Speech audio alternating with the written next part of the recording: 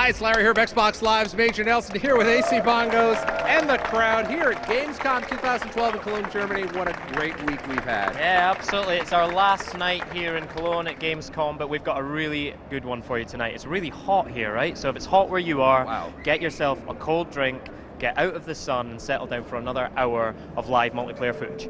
Yeah, we've been here for the past few nights, and don't worry if you missed anything, because tonight we're going to catch you up real quick, aren't we? Yeah. So highlights from the week, but also, as I say, lots more live multiplayer footage. Again, we've got some of these best Call of Duty players in the world tonight. There was competition last night, so they were at each other's throats. This night they're going to be having some fun and hopefully putting together some big highlight reels for you. Well, why don't we get ready for the gameplay, so why don't you walk around and get into your position over there? Yes, indeed. Come with me. So another public day on the show. Obviously, it's Saturday, so it's gone absolutely crazy in here today. In fact, it's so busy that all the games journalists tend to go home today, but there's a word for people like that where I come from, and that word is quitter. We are here to the bitter end, and we're glad that you're here with us as well. Now, I wanted to show you this, right? If you queue up and you come and play Black Ops 2 multiplayer here at Gamescom, if you win, this is the t-shirt that you take home. You've earned your stripes and you get to take them with you as well. Now, this is actually mine. I earned this today. I played against Optic and SK and won. They might have been knives only. I couldn't possibly comment on that. That's Big Timer turning around when he hears me talking smack about him. And here we are, my last night in the podcasting booth with Hastro. How are you, mate? Doing really well today. Good. So it's the last night of our streaming. What are you hoping for tonight to close things out in style? You know, if we have games that were as good as we had yesterday, then it's going to be another great show. Cool. And we had competition night last night. The European teams, Prophecy and SK, probably didn't come up as big as we hoped. So are you expecting more from them tonight? Well, they had a great play in that CTF on Cargo, so I think they're going to do really well again. But the North Americans just kind of rolled yesterday, so we'll see if we can get a better performance out of the Europeans today. All right, it's all about trying to get some good highlight reels for you guys tonight. So we'll be kicking off a gameplay really soon. In the meantime, it's back to Major Nelson. Thank you, Graham. Well, as we said earlier, we've been here for the past 3 nights. We busted out on Wednesday night with all the premiere information about Call of Duty Black Ops 2, all the new multiplayer modes. We talked about codcasting, great new features. So what do you say that we catch you up with a video? Here we go.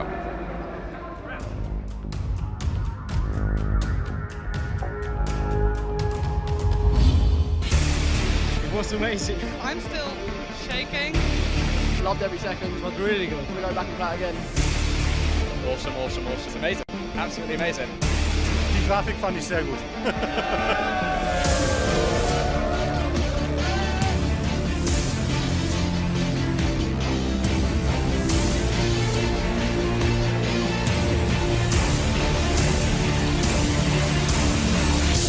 Black Ops 2 is going to take professional gaming and all the public gaming to the next level.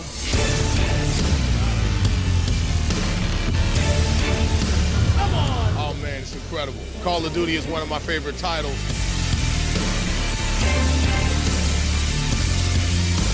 Let's do it.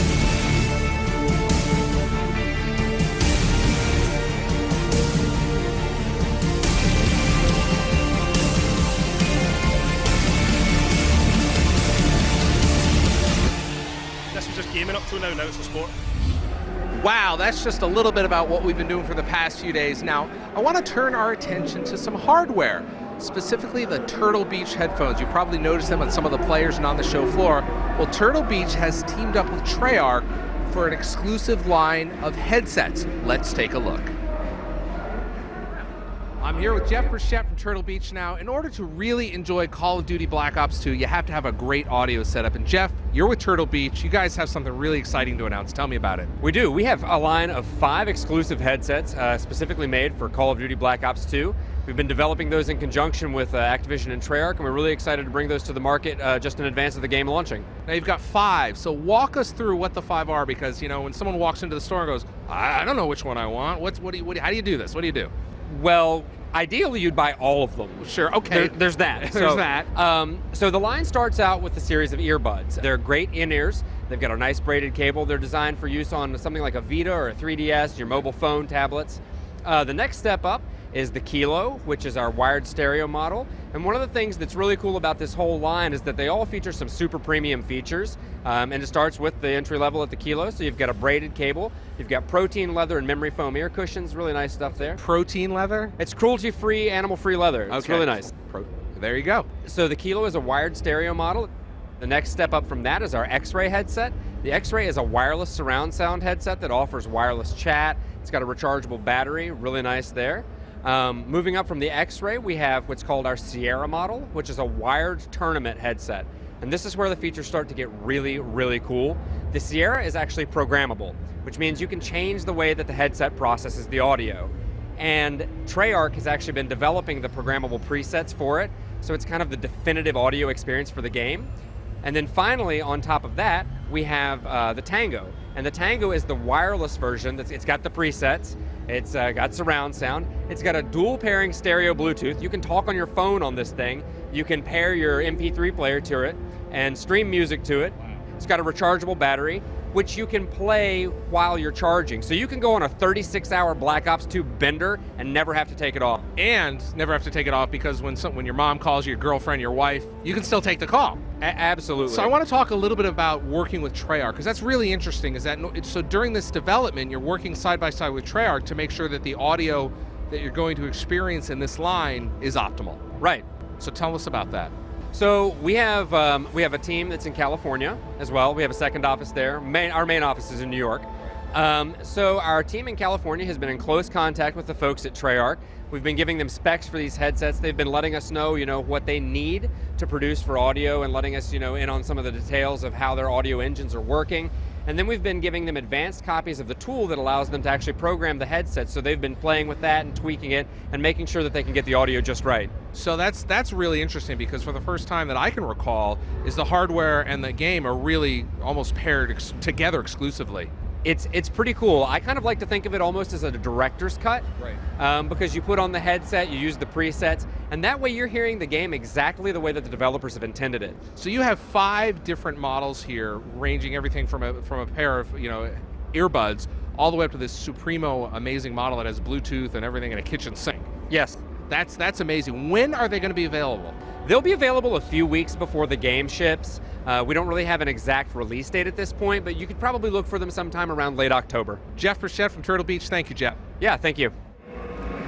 There you go. That's a look at the hardware, but what about the game? The game comes out November 13th. What can we expect from multiplayer? We've certainly seen a lot of it over the past few days, but Dave Vonderhaar, the design director for Call of Duty Black Ops 2, is going to tell us a little more.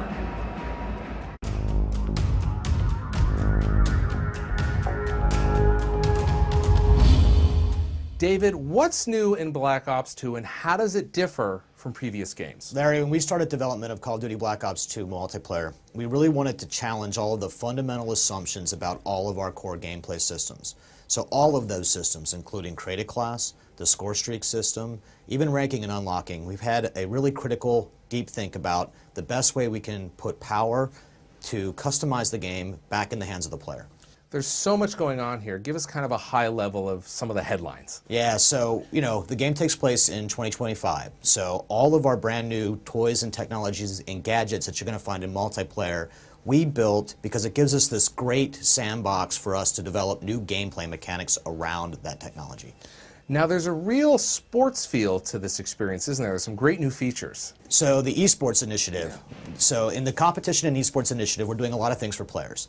First off, we're going to have a skill-based matchmaking system that we refer to as league play. So that way you and I can play together if we're of equal skill, because the game is fun when competition is at an equal playing field. Competition's fun when we're at the same level. So that's how we do the sport. The second thing that we do is a feature we call codcasting. Codcasting is a special type of spectator mode, and it allows a guy inside the game to serve as a type of color commentator. And he can go through the game, you can see everyone on the map, you can see where they all are, what kind of kill streak they're on, if they're taking objectives in a particular type of view, and you can use this to put on a great spectator experience for other people, therefore making the game fun to watch. Thanks, David. You're going to hear about that and a lot more of the brand new Black Ops 2 multiplayer features later on in the show. Hey everyone, back here with a man whose codcasting is like a canine unit biting at your throat. Sastro, how are you, mate? Oh, that's a pretty good analogy right there, I think. So I was working on that for a while. Tell me about some of your highlights from the week. You know, we've been live streaming for 3 nights. You know, what were some of the big moments for you? You know, just how close some of these matches were near the ends of the games. It's just unbelievable how well some of these maps play and with the game modes. But not only that, just seeing the reaction of all the people. We've had thousands and thousands of people come through the booth to play Black Ops 2 multiplayer, and just seeing the fan reactions has been probably the best moments for me. Right. Speaking of the fans, I've been keeping an eye on the Twitter stream, so use that hashtag BlackOps2MP. The Orig Blade Man was on earlier saying he loves the fact that it's score streaks now, not kill streaks. How do you think that changes the game? Yeah, it ultimately rewards objective gameplay, right? And supporting your teammates and trying to win the game as opposed to just trying to pick up kills. I mean, Call of Duty has so many objective-based game modes, even more than just a team deathmatch, right? So it's important to make sure we reward the players who are trying to win the game for their team. Yeah, absolutely. Okay, so last night was competition night. It was pretty intense in here, lots of pressure. Tonight we're a little bit more relaxed. The players are going to have a bit of fun. Talk to us about who we've got here again tonight and who you're looking for some big highlight reels from. Yeah, so strictly today we're pitting the North Americans versus the Europeans once again. Right. So our first map is going to be a team deathmatch on Aftermath. And similar players if you tuned in the last few days, all the same. If you haven't tuned in, we have 2 North American teams in Optic Gaming and Team Envious, and they're going to be playing against Prophecy from the UK and German side. So some local German players, but they're some of the best players in Germany, if not the best. Okay, so we're going to kick off with Team Deathmatch on Aftermath. That map's really shown off well this week, I think. So let's get going. Let's get right back into the gameplay. Cheers. All right, folks, we're about to kick this one off. It's going to be a team deathmatch here on Aftermath.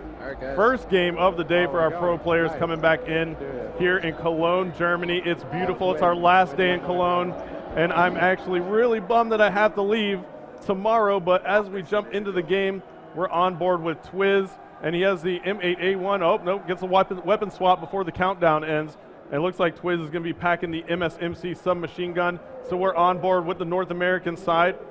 As we take a look here at the breakout, we see Twiz along with 3 other teammates pushing the very center of the map. You got a couple other teammates breaking out. Looks like the North Americans are going to be able to pin in 3 of the Europeans here.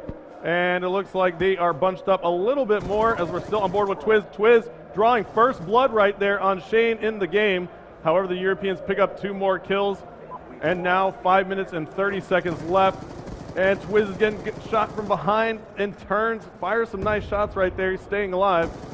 And it looks like Twiz is going to get taken out by Raiden. Raiden, a German player for Apex. And now he's going to be coming back around off spawn. And Twiz gets taken out again by Nice.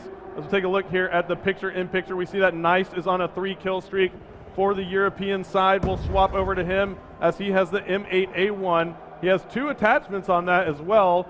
He's got the reflex sight attachment, the classic red dot reflex sight there. And he also has the laser sight attachment, which has become a very popular choice of our professional players here in Cologne, Germany. So Nice now with his teammates trying to scope out what's going on. We'll take a look here at the overhead map, and it looks like he is going to run into a player right here. And there he is, Nice with the nice hip fire kill. It was Twiz who he just picked off, and it looks like he's going to call in a hunter-killer drone score streak. So that hunter-killer drone is out in the sky. It's going to be searching out any players here on our map, and it looks like it unsuccessfully hit a wall or hit some rubble, so it doesn't look like it's going to pick up a kill just yet. And it actually detonated, so no more from that hunter-killer drone as Karma turns the corner. And now you see Nice turn and took some nice shots right there. And now he's going to be calling in a Hellstorm missile. He's going to burst it now. And it doesn't look like he managed to connect right there, so Nice with that Hellstorm could have actually increased their lead even more, but the Europeans have taken a nice, comfortable lead. They are now up by 7 kills as Nice gets taken out. And it looks like the North Americans are starting to heat up. This is Optic Ray from Canada playing for Optic Gaming here. And he's calling in a care package at the moment. And it looks like he also has a UAV in the hole.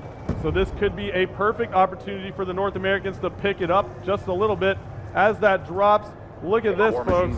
He is actually going to have the War Machine score streak drop for him. Now that thing is absolutely devastating, and we see the North Americans are picking it back up at the moment, and you see Ray firing one of those War Machine rounds off into a doorway, fires another one, but it was at his teammate.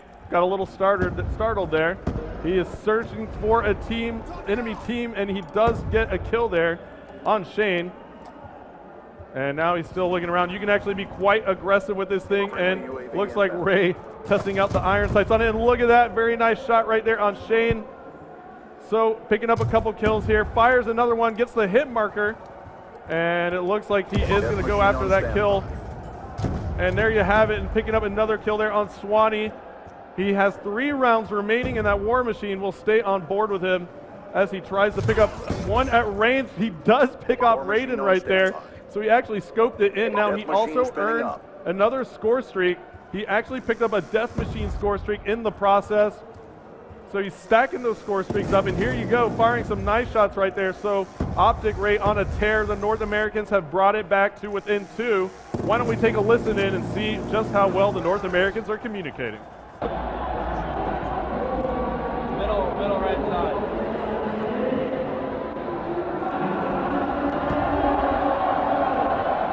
Two of them, one shot, man.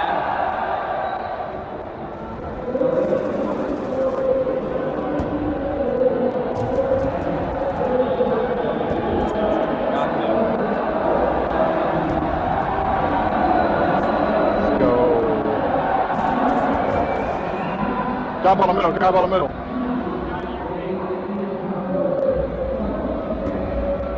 One by one, one by one.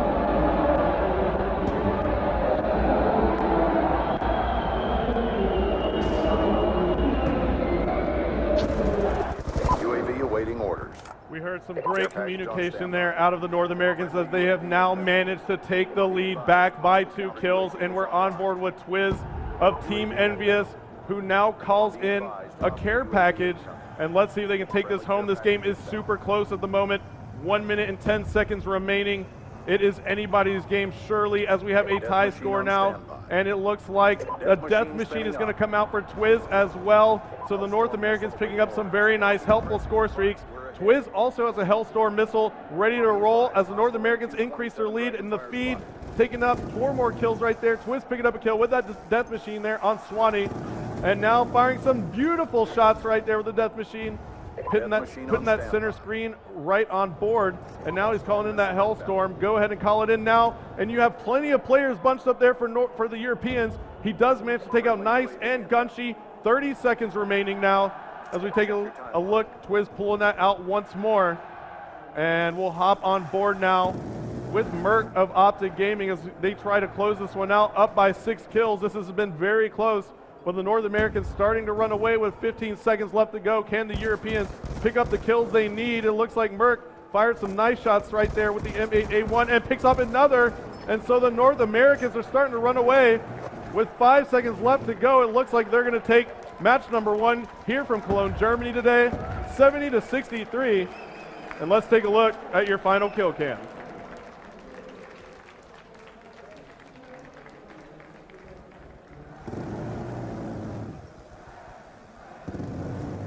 And you see some really nice shots right there by Twiz picking up that double. Fantastic first game. What a way to get started there. Now, what you saw there, in addition to fantastic gameplay, was a brand new feature called codcasting. Now, these are tools that every Call of Duty Black Ops 2 player will have access to when the game ships November 13th.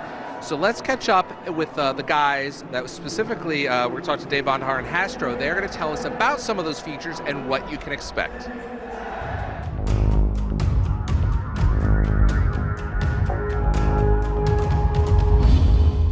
David, that was amazing. What did we just see? That was the world premiere of the codcasting feature in Call of Duty Black Ops 2 multiplayer, and that was Cargo in Team Deathmatch.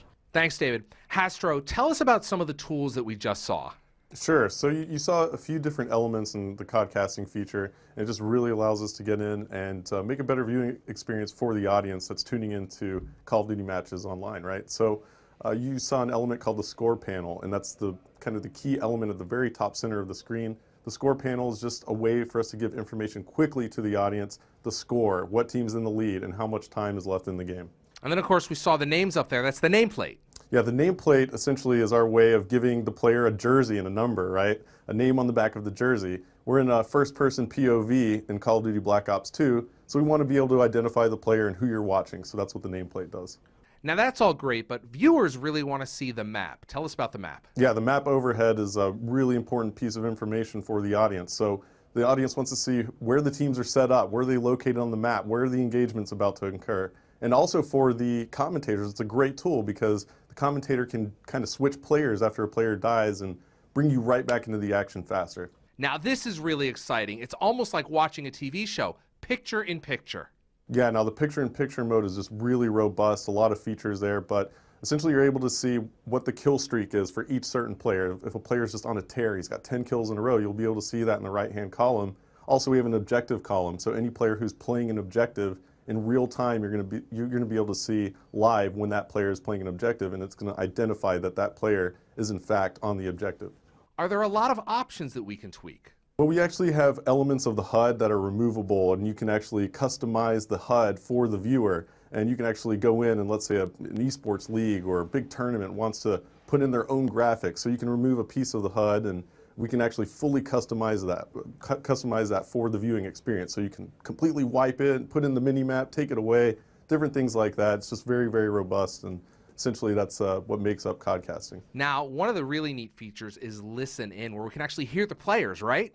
Yeah, the Listen In feature in codcasting mode is actually my favorite feature. It really allows us to take the audience and put them into the huddle with the players. So you really get a sense for just how much their communication separates them from other teams in competitive play. The best professional teams in the world have top-notch communication, and it's crucial to them winning a game. So we get to feel what they're feeling, what they're strategizing, and just hear the overall just lingo between the players, and it's just really an exciting tool. It's just such a great deal of information that the audience is going to be empowered with now. In Black Ops 2, the commentators have all the right to make the viewing experience as customized to the viewer and the audience as possible. So, you know, for me personally as a commentator, I want to make the viewing experience as fun as possible for the audience, and I'm able to do that with Codcaster mode, but more importantly, I'm able to make sure that we don't miss those epic moments in the battles that may have gotten lost in the past. You know, these just crucial moments that change the face of the game and what essentially determines outcomes of matches. We're able to make sure that we capture all of that. Thanks, Hastro. David, I want to talk to you about some of these features. What was it like implementing some of these features? Yeah, so there's really a couple of really key pillars to the entirety of the esports and competitive agenda for us. Black Ops 2 has a league play feature. This is a sport. It's how you make Call of Duty multiplayer a sport, and we actually use skill-based matchmaking to put players in the right brackets. Competition is fun at any level, pro players and average players alike. We also have to make it fun to watch, fun to spectate. That's what codcasting does. So that's why that feature is so important, have that production around that sport. And then finally, we need a way to give that sport or broadcast it to the world, and we do that with a feature we call live streaming. You're now putting basically thousands of dollars of tools into the hands of the community. That's got to be really exciting. You're expecting to see a lot of great stuff out of them. Yeah, right? it's actually really important for us to put as many tools as we can. We really like to make sure that we give the player the ability to customize the experience, whether they're playing the game, whether they're watching the game. In fact, Larry, you can even go back through the theater feature later, pick up those games, and then codcast them later. It's really cool. The team at Treyarch has got to be excited about the work that they've done around this. They've always really enjoyed the community, but this takes it to a different level. We're going to keep going. We're pretty engaged with the community all the time. They're very passionate people. They have a lot to say about the game, and it's really fun to take their ideas, mold them into the context and structure what the game's supposed to be like, and then bring them right back to the players. Thanks, David. Any final words? Sure. I mean, I've just been blown away by how dedicated the team at Treyarch has been to making this experience for the players as best as it can be and giving them as much customization that they can have. It's just mind-blowing how dedicated they are to their community and how well they treat their fans and the players that play the game. So I think that's something that all of the Black Ops 2 players out there when they get the game are going to realize pretty quickly. Thank you, Hastro. Any final words? We're really excited to put this game in players' hands. And when you get there and you get your hands on it, I want you to tell us what you're thinking about it, how it's working for you. Feed right back to us so we can continue to make and improve our games for you. Hey everyone, welcome back to the pit here with Hastro. The score streak's making a big difference in that last game, and the machine's coming out to play, right? Yeah, we saw the War Machine and a couple Death Machines come out, and the North Americans were down until those came out, and it was just all she wrote for the Europeans. That's right, the Europeans are raging against the machine, but rage isn't enough. Although it's interesting to see that Quantum from the German team is actually the highest scoring player in that last round as well. So the Europeans are close, they do have it, and there's still plenty of chance for them tonight. I've been looking at the stream, that's hashtag BlackOps2MP. OMG Squirrel saying that they're really going to love that COD casting feature. Now just tell us a little bit about how much easier this makes COD casting from what you've experienced in the past. Yeah, I mean, it's if you've tuned into the stream past few days, it's been really, really immersive. We're able to really take you into the game, show you a few different things, and we're making use of all the features here. So it's just a world of difference since past Call of Duty titles, where you just had spectator mode and you relied on that to present the game to people out there watching. So this is really a full service for us, the COD casting. We're able to create that viewing experience for the audience, and if you haven't tuned in the past 3 days, watch a couple games right now and you're going to be seeing COD casting mode in full effect. If you haven't tuned in the last 3 days, you've come in just in time. We're about to go into Search and Destroy. This is on Yemen. It's the first time we've played Search on Yemen, yeah? Yep, absolutely. So first time for Search and Destroy on Yemen, just like you said, AC. And it's smaller, a little bit of a smaller map. Should be really quick to see an engagement between these two teams. So I'll flip the overhead map view on really early in the game as we see the breakout of the players, see who has the objective, the bomb, and it should be really fun to watch. So the North Americans shut out the Europeans on Search last night. Do you think we'll see a change there? Yeah, I think we're going to see a change. I think the Europeans are going to pick it back up. I mean, that team deathmatch was actually really close. So I think the Europeans are going to come out pretty strong here in the Search and Destroy, maybe play a little bit more passive, not so aggressive. So we'll see how it goes. All right, come on, Europe. Let's do it for us. We're going to Search on Yemen. Let's go. So it's like pubs. It's because they don't have it in yet. Yeah. Time for a little S&B. All right, ladies and gentlemen, we're going to jump on board here to Yemen. Now, Yemen is a very, very tight map here with those alleys and corridors, and we're on board with Twiz right off the bat of Team Envious. He is on the North American side, and you see that the North Americans are on offense to kick this off. We will be switching rounds every round now. And let's see Twiz here. He says he has the Type 95 fully auto right now with the laser sight and reflex attachment. And as we see the breakout for Twiz here, it looks like the North Americans are going to play it a little passive, and it looks like the Europeans draw first blood right there as Ray for the North Americans gets taken out. Minute and 35 now on the clock. We're playing 2-minute rounds, first to 4. And again, we're going to be switching spawns every round. Teams will be rotating offense and defense as we see Gunshi in the feed taking out Merc. And now 5 alive for the Europeans, 3 alive for the North Americans. Twiz starting to make some moves here. A couple more players in the kill feed. And now we take a look at picture in picture. We see that Big Timer has the bomb for the North Americans. Him and Twiz are going to be the ones last alive, and you see Twiz picking up a huge kill right there. It was on Raiden, and now they are working together, 2 versus 3. It is Twiz and Big Timer left. And let's see what they can do here to make something happen for their side, being down a man, and that is going to be nice in great position right there. And here's a big gun battle as we see the end of the game there. Nice picking up the kill on Big Timer. And let's take a look at this gun battle in the kill cam. We're going to be able to see as Nice hops off the ledge, picking up some nice hip fire there, but he quickly swaps to his secondary and gets some nice hip fire with that as well. Looks like both players had run out of ammo, so the Europeans are going to take round number 1 here for a 1-0 lead. And now we will swap sides to the Europeans and see just what they can do as Gunshi has pulled the bomb. We take a look here on the overhead map. And it looks like 1 player, 2 players now down for North America. Gunshi now playing this very slowly. So 4v4 situation as the North Americans pick up a couple as well. Ray and took out Nice of the Europeans there. Now Gunshi gets the plant down, so that's going to be a crucial plant. 4 versus 4, 40 seconds left to go as Gunshi picking up some nice hip fire. Shane taking out Karma. Swanee taking out Ray. It's going to be all up to Big Timer, who picks up another kill. 2 kills right there, 1 with a nade. Can he pick up a third for the 3-piece? No, he cannot. Looks like he is being aggressive, making some moves right here. Can he get this shot? It looks like Swanee was in a great position, but nice job by Big Timer. He almost pulled that off. Would have been unbelievable. And here you see Swanee coming around for the support here. Big Timer was in a great position behind that bomb in that gun battle he was engaged in, but Swanee making the heads-up move and coming around as the Europeans take a 2-0 lead.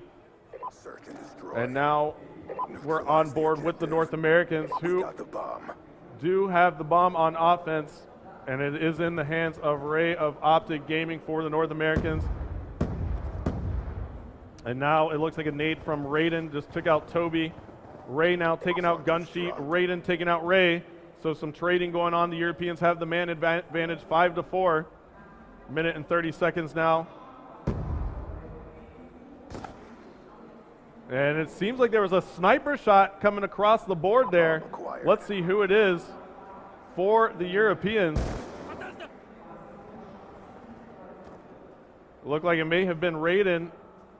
Oh no, it's actually Shane with the ballista iron sights here. We'll stay on board with Shane.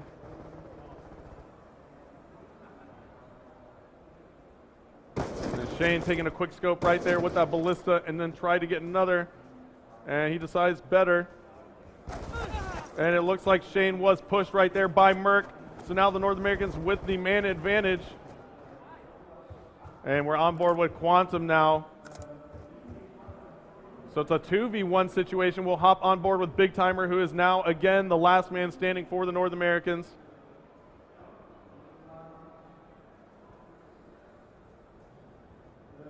Now Big Timer on the prowl, turns around. Can he get that turn on? He does not. And look at this, what a move by Big Timer right there to take out Nice, but he gets shocked right there at the moment. So now a 1v1 situation, 15 seconds left to go. But there you have it, Quantum takes out Big Timer from behind as the Europeans take a 3-0 lead. Let's take a look here on the round-ending kill cam. You see that Quantum came out hunting for Big Timer and located him pretty quickly, but Big Timer made a great play a second ago. However, the North Americans are going to have to pick it up here as the Europeans are just running away with it. A very similar scenario to what we saw in Search and Destroy yesterday on Aftermath. However, that one went into favor of the North Americans 4-0, and now the Europeans coming back for a little revenge. And now we'll hop on board with the Europeans once more as Gunshi does have the bomb.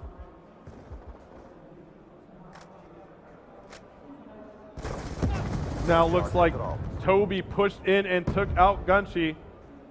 Now we'll hop on board with Shane here. Now Shane deciding to rock that interesting class selection we saw him use the other day. He's got the LSAT. It's an LMG. Oh! Runs right into Karma, who gets a nice knife off on Shane. And now we're on board with Swanee with the M8A1 reflex sight attachment on that.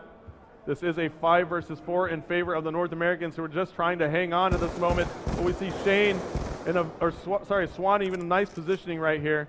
He got some hit markers, just couldn't finish off that kill. As we take a look at the overhead map view, we see Swanee making some moves here. And there he spots a player up top. Oh, almost got taken out right there. Very nice heads up play by Swanee. Knew another North American player was going to decide to rush him right there. Merc making a heads up play, but Swanee was well aware. And now you see Swanee putting some nice shots in again, but Twiz takes him out. And now we see Quantum here working with his teammates. 30 seconds left. Twiz hopping out at a very bad time. Raiden and Quantum picking up kills there in the feed. Now Nice. One player left alive for the North Americans. It's going to be Toby. And Toby, it's going to be up to him, or else they are going to get 4-0'd here. And there you have it. Nice. In great position to take out Toby as he was trying to wrap around. So the Europeans get some great revenge there. They got 4-0'd yesterday on Aftermath and Search and Destroy, and they repeat the favor here, or return the favor, excuse me, as they take a 4-0 win here on Yemen. Congratulations to the European team. Now, there's a lot of changes in Call of Duty Black Ops 2, and I wanted to. And David Vonderhaar is going to recap some of those, including the creative class, weapons, and the score streaks.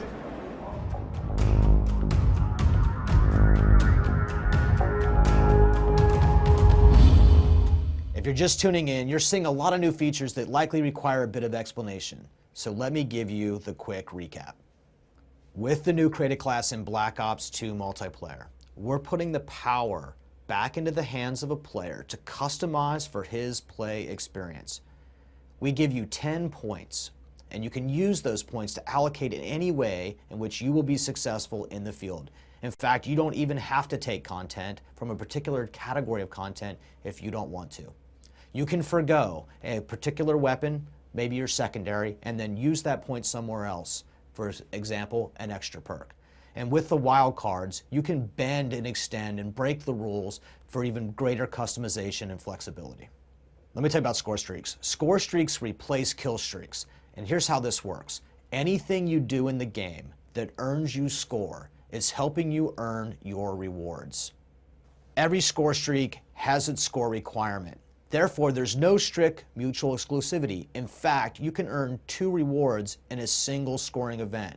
Using score allows us to reward players for playing the objective and helping their team win. Now, you don't even have to be a Slayer, a guy with a high KD ratio. But it doesn't hurt either because getting kills also earns you score.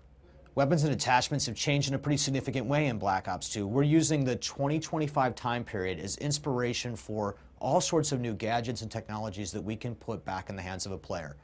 And the attachments are particularly interesting because this is the only way you're going to be able to modify the behavior of a weapon. For example, the laser sight actually is visualized on the gun, so you can see when someone is doing work to you at close range, firing from the hip. The MMS is a really good example of an attachment where you actually send a pulse wave through the world and can detect people. It's a rusher's tool. You will see them when they're stationary and through smoke. You can use that in a standoff battle and take that guy down. So that's a very brief overview of our core gameplay systems. And we're really excited that the guys on the show floor get to experience this right now, and the rest of you will get to experience it on November 13th. Europe, that one is for you. We went from a clean sweep for the North Americans last night to a clean sweep for Europe tonight. What's going on there? Well, you know, they bounced back and they sought out some revenge. I think they played that beautifully. The way they just controlled the map there worked out in their favor, obviously. It's 4-0. Looked like the North Americans had chosen their game plan. They had picked their spots. They played quite defensively. Didn't pay off. No, the Europeans just had a really, really good strategy right there. They worked together as a team. You saw them moving around the map in squads. You know, they split up together. So I think it worked out in their favor. You saw the North Americans deciding to kind of push as a whole entire unit and allowed the Europeans to kind of get a squad of 3 around on the backside of the North Americans in a couple instances. That's it. And good to see Quantum, one of our German players. He's been quite quiet this week. He's coming up big tonight, though. He had that big final kill in round 3, and he's top scoring player in the round again. Yeah. Well, you have Quantum, and looks like you had Nice actually go big that round as well. So yeah, I mean, you had some players show up for the Europeans that game. Good stuff. Okay, so we're moving on to Hardpoint. Now this is going to be our last game mode for the week. It's good to finish on a new game mode. What's some of the highlights we've seen from Hardpoint this week? Yeah, we're actually going to play 2 rounds of Hardpoint. So Hardpoint's that new game mode that we have here, introduced in Black Ops 2. It's very similar to like a traditional King of the Hill game mode that you might have played in some other games, but we're playing it on cargo. So this is actually, it's really fun to watch. You get these hardpoints. You're going to have to try and control those areas where the hardpoint is located. Every time your team is in the hill or on the hardpoint, you're going to get basically a point for every second. So you can just have one player in and surround, get set up. It's going to make for some nice setups here with the pro players, and we get to look at that. Right, and I love this game mode because it really focuses the action on that hardpoint, so you get lots of good action around that area. Okay, so we're North America against Europe again. Hardpoint on cargo. Let's go. Let's go. Beat that ass. So here we go, cargo hardpoint, and I'm going to try and keep up with you all, but you know what? This is so fast-paced. Let's put my codcasting skills to the test. It's going to be so tough, and you'll see it immediately. We're going to take an overhead map view as we see the breakout, and there you go. Look how close these teams are to each other right off the spawn. Great map, and there it is right in the office building, and look at that push from the North Americans, and there you have it. They set themselves up for it. Nice, throwing a frag over the top of the building, and now we're on board with the Europeans. It's going to be Raiden. However, the North Americans do get onto that hard point. We'll take a look at the picture-in-picture. You see that Merc and Ray are located on that hard point right now, as Ray picking up a huge double kill right there. Very nice hip fire. And you hear the crowd giving a round of applause for that move. And now Ray is just bouncing around, dodging all sorts of grenades, and look at that skill out of Ray of Optic Gaming. And now we're on board with Toby for the North Americans, picking up a nice two-piece as well. 2 big kills right there. The North Americans were able to push their whole team into this hard point. And it looks like Toby has secured some score streaks here. He's got a UAV, counter UAV, very nice two-piece there as well. And you see that Toby doesn't have a secondary equipped, so when he swapped over to a secondary, he had the combat knife. So he decided to go ahead and leave the secondary out of play in this particular class. And he sacrificed that for something else. And now he's going to go ahead and toss out a hunter-killer drone. And now he's going to call in a UAV as well as Quantum comes in. Didn't even know Toby was still remaining. So Toby on a kill streak here. He has 6 in a row. You see that his teammate Ray on the picture-in-picture is on the hard point. Now Toby is going to play this safe. Calls in another hunter-killer drone here. He's going to throw that out. He's picking up UAV assist as well. And so he does have that care package coming in, and he has secured yet another. So he gets a Guardian turret there with that care package. So Toby now making moves. The action is across the map. As you see one player there getting taken out, those UAV assists racking up for him right now. He does have another care package, but he's going to decide not to call that in, but he's going to run into a flurry of European players here. Again, Toby now turning the corner. Toby is actually European himself, filling in, and look at this. Comes upon 3 players, could have had a massive play, but he decided the hip fire just didn't work out for him, and he's going to call in this Guardian turret. He's going to think otherwise of positioning here, and it looks like he's going to put it here on this staircase, and look at that positioning. That is going to be a very, very good position for that Guardian turret. No Europeans are coming up that back staircase, I guarantee you that. And look at this. He's just going to wait here and lock down this position. He does have that other care package, so we're still on board with Toby with the MSMC at the moment. And it looks like the hard point has been contested. However, 2 more teammates for Toby have secured that, and it looks like the North Americans are just doing an amazing job right now as they have the lead 97-29. However, the Europeans do manage to get onto that hard point via the opposite side of where Toby put his Guardian turret, and he's trying to call in that care package. And right now you see care packages abound dropping for the North Americans, so it looks like they are all using the care package score streak. And there's a UAV that comes in, and now Toby making moves. He's going to go down, and let's jump on board with Raiden for the Europeans, who is now on a 4-kill streak. And Shane going massive with a lightning strike, picking up a quad feed right there. Let's jump on board with Shane. He picked up that huge quad, and that allowed the Europeans to secure the office here. And let's see what Shane can do, but Shane gets picked off from behind as one of the North Americans climbed through the window. And now we're still on board with Shane. As you see, it's going to be a massive gun battle here in the office. And look at that shot by Shane. Oh my goodness, just decimating the North Americans with a nice 2-piece there. What a shot that was with the hip. And he does have a care package as well. Let's take a look here. Looks like all of the North Americans are on the objective here, extending their lead now. 2 minutes remaining. Why don't we take a listen in and hear just what they're saying. Middle map, middle map. Yeah, middle map. Hardpoint identified.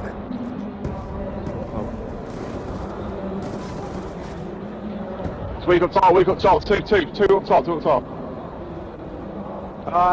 He's heckling right below it.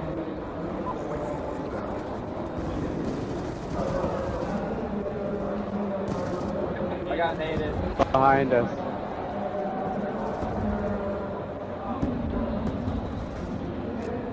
Yo, on the hard point, Stunned up top, or behind us. I actually don't know where. Left side. Hardpoint kill. All right, so you heard the North Americans. They're actually relatively quiet, in my opinion. They did have some good communication there. We heard Toby early on making a few good call-outs to kick off that communication for the team, as Merck now calling in a care package as well. You're seeing a lot of players using care packages here on Cargo, and it's just really interesting to watch. You get a bunch of these score streak drops coming in, and they do really help your team here on Hardpoint as a hunter-killer drone is out. And look at that, Merck tosses out that hunter-killer drone right before he takes the death, and then immediately just took a face-off. And now you see 30 seconds left to go in this hard point, 149 to 100. And it looks like the Europeans actually have been mathematically eliminated because there just aren't enough seconds left in the game for them to come back. But we see that they are trying to actually jump on that objective and keep the score as close as possible. Hats off to these European players right now. 13 seconds left to go. Looks like Gunshi here is still looking for blood, and he spots it in Merc, takes out Merc, 5 seconds left, and the North American side is going to take this hard point. And let's see your final score, 149 to 127. And let's take a look at the final kill cam. Oh, look at Optic Gaming with a little bit of a celebration. And look at Optic Ray with 2 lethal grenades flying everywhere on the kill cam, and Ray getting your final kill. And we'll have one more hard point coming up for you. All right, there we go. Is that our first quad feed this week? That was not the first quad feed, but it was a very big quad feed. There was lots going on there, and great to see some of those score streaks coming out as well. Those care packages really playing a big part in that game. Yeah, it seemed like the North American strategy usually you saw a lot of care packages coming in on the map, and I like that strategy. Lots of care packages around the corners, so they were always able to get to some piece of equipment that's going to help them out. Particularly cool seeing Toby make good defensive use of that microwave turret, right?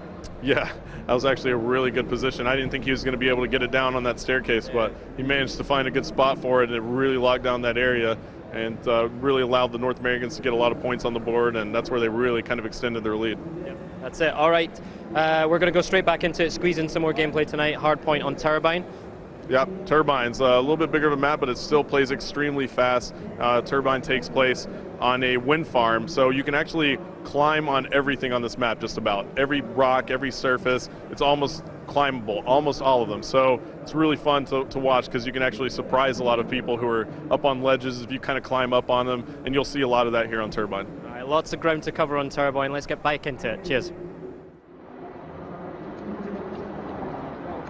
So as the lobby countdown goes to 0, we are now on Turbine. We're playing Hardpoint once again. Some fast and furious action, and I'm just in love with it. Game mode has been working great. And now you see Twiz for the North Americans on your cam. I'm actually going to go ahead and switch to the Europeans and jump on board with Gunshi, who was hot earlier in the week. And I want to actually hear how the Europeans are communicating right off the bat on their breakout here. So we'll go ahead and listen in right off the bat as this first hard point activates.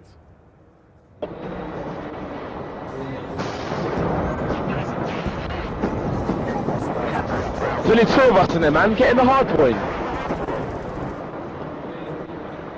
Get in there. On top there. Alright.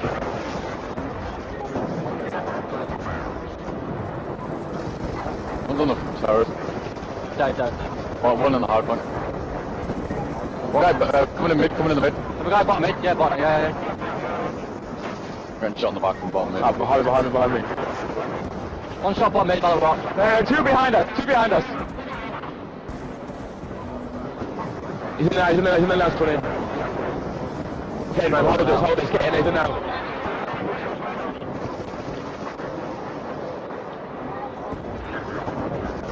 Well, keep getting.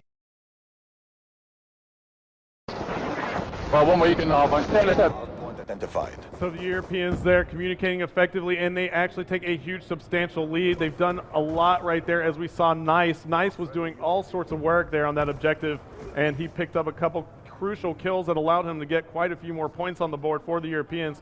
And now we're on board with Quantum, as you see in the lower left part of your screen on the nameplate.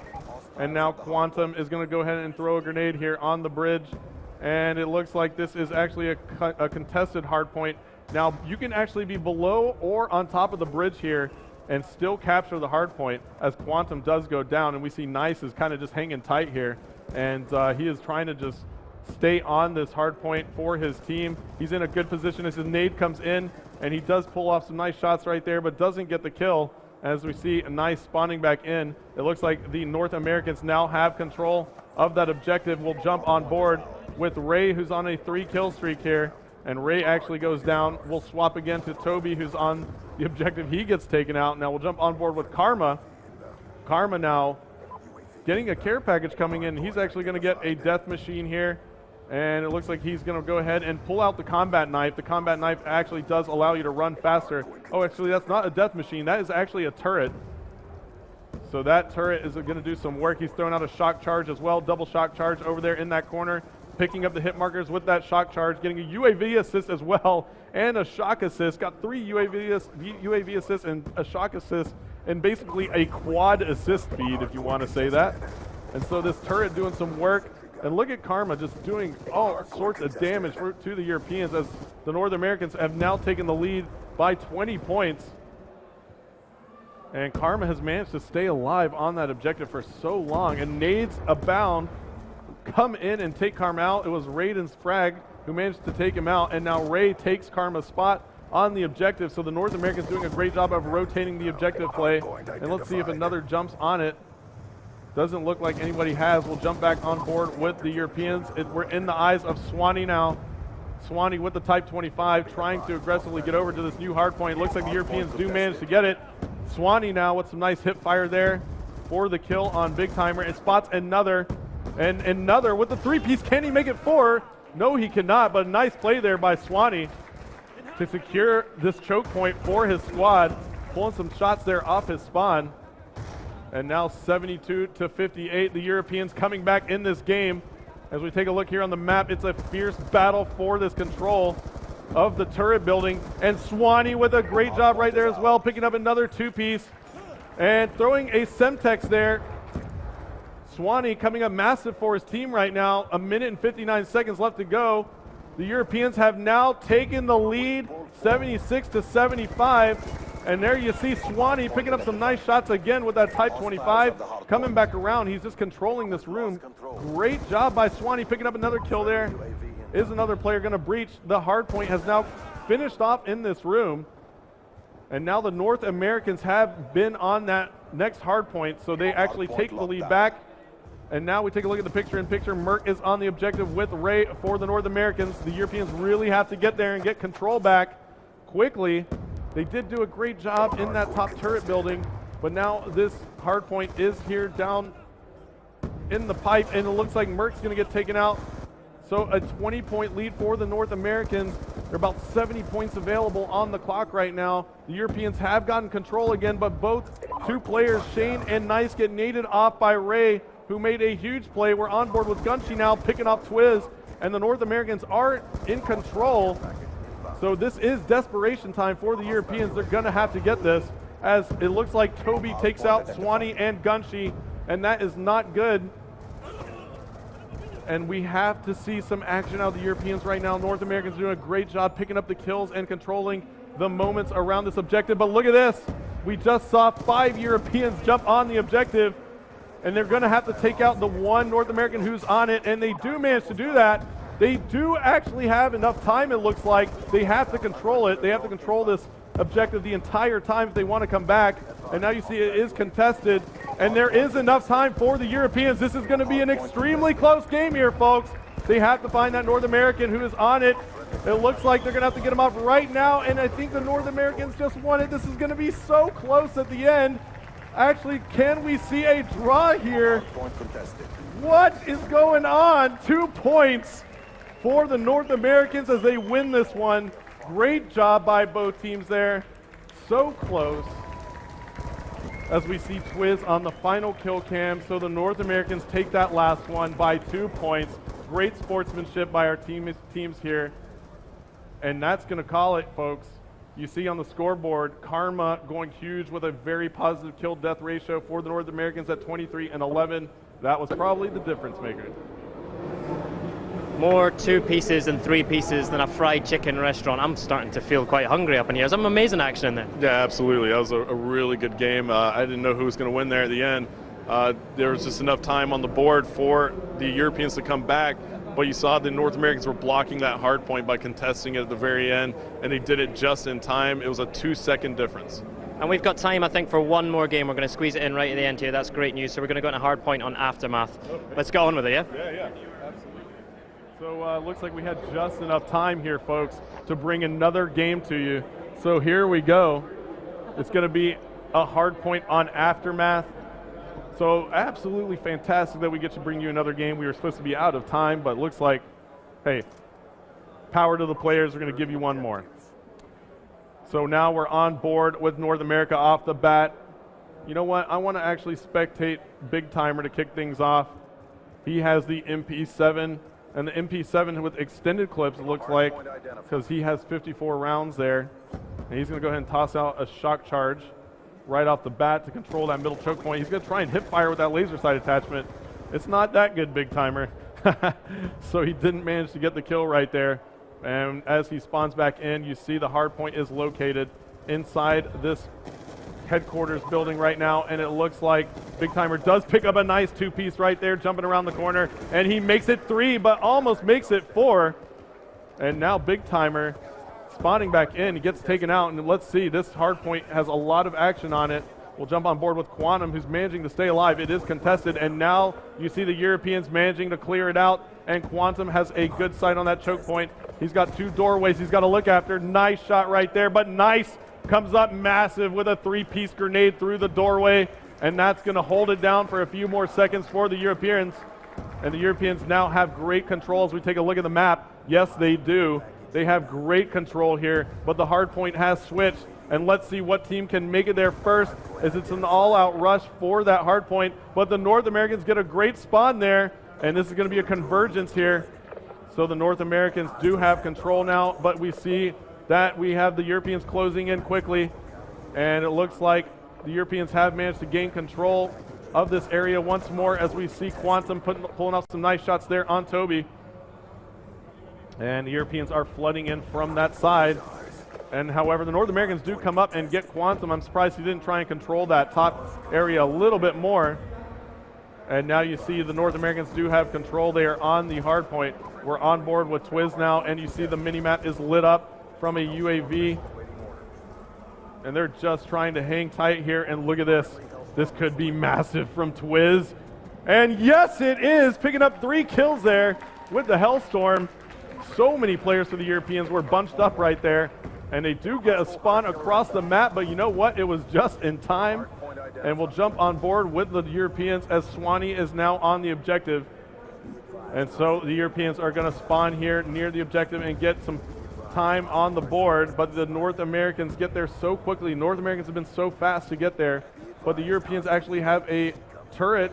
It's a Guardian turret located right on the objective. You see that right there on Gunshy's screen. And it looks like the North Americans may have taken it out, which would have been a very smart move. Yes, they did. However, the Europeans are on this objective, and let's see what Shane can do here with the R870. It's a shotgun, a very nice choice right here. With the R870, he's going to be in very close quarters, but you know what? It cost him right there, so he was laying down in the wide open. Now Shane with a care package, he's going to go ahead and call this in and see if he can help his team out. And Big Timer now on a 5-kill streak for the North Americans. He's getting UAV assists on the board, and the Europeans have the lead by 1 with 2 minutes and 50 seconds left to go. You see a bunch of care packages coming in for both our teams, and it looks like a turret. No, that is a war machine that comes out for Big Timer. This could be absolutely devastating. We'll stay on board with him, as this war machine could be massive if he catches some Europeans piled up on the next objective here.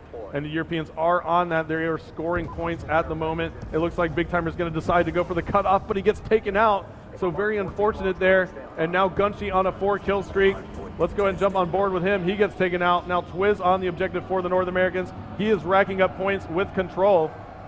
And now let's see what Twiz can do here to try and hold this down. Looks like the North Americans are going to rack up some points here. Oh my. Looks like the Europeans are spawning so far across the map right now. They have some work to do as Twiz is locking this down. And Twiz getting taken out right there. So now let's see what goes down as the Europeans now get control back. So this is all back and forth. Europeans trying to get control. The hard point has switched, and it's in a new location. Let's jump on board with the players from North America who have managed to find it. And it is indoors here. Let's see if they can get a setup before the Europeans can breach the doors, and it looks like the North Americans are set up nicely. They have 3 or 4 players around that objective. Meanwhile, their teammates are trying to hold off the Europeans, who are making a huge push here. That door is loaded with European players, and let's see if they can actually make it through. They are not managing to come through, but on the backside, there are 3 European players coming through, and they are contesting this nice and effectively. Raiden here as well for the Europeans. Now 2 players on for the European side, and I have a feeling we're going to have a very close one last minute of this game as we see a frag grenade coming in for Raiden, an assist there for Raiden as well, but the North Americans have a Guardian turret in a great position right there. 50 seconds left to go here. The Europeans have to make a move. They are down by 37 points, so if the Europeans don't get control here, it is going to be the game. And it looks like that's going to be it. 30 seconds left to go, but the North Americans have already secured the victory. We're on board with Raiden. We'll swap back over to the North American side, and we'll see just what they're talking about. Actually, we have 18 seconds. I'm not going to cut to a listen in. We'll just let Merc close it out here. 10 seconds left to go. Now Merc looking for one more player to take out. This is going to be your final kill cam. And there it is. Merc spots Raiden, and he takes out Nice instead. So the North Americans take it 149 to 101 to conclude the Black Ops stream here from Gamescom. Thank you everybody for tuning in. I've really appreciated it. We'll take it to Major Nelson. There you go, the North Americans winning Hardpoint, brand new mode there on Call of Duty Black Ops 2. Now just a reminder, Call of Duty Black Ops 2 is coming November 13th. And for all your pre-order information and details on how you can get Nuketown 2025 absolutely free, go to callofduty.com/Black Ops. Let me get Graham back in here. Graham, we're wrapping it up. It's been a great 4 days, hasn't it? It's been an amazing 4 days, and what a great way to finish off tonight. Lots of 2 pieces, 3 pieces, and a couple of quad feeds as well, and lots of streaks. It's like a chicken restaurant? Is that what I heard you say earlier? Yeah, I'm hungry. Let's go and have dinner. Anyway, I want to thank everybody here in Cologne, the fantastic team at Activision, of course, at Xbox, and our production crew. What a wonderful time we've had for the past 4 days. I hope you've enjoyed it as much as we'd enjoyed bringing it to you, right, Graham? Yeah, we've had a wonderful time. Yeah, especially want to thank Castro for podcasting all those games this week. He didn't even have any help from Vaughn tonight. So yeah, he was on his own. He's done an amazing job, and thanks to the crew, both on the booth here and behind the scenes as well. Did an amazing job to bring this to you. Thank you. There you go. Again, Black Ops coming to Call of Duty Black Ops 2 coming November 13th. You're going to be picking that up, right? I will be there on launch night in the UK. I cannot wait. Get your pre-order in. I'm Larry Herb, Xbox Live's Major Nelson. I'm Graham Boyd, Xbox Live's AC Bongos. We'll see you next time. Bye-bye, everybody. Tschüss aus Köln.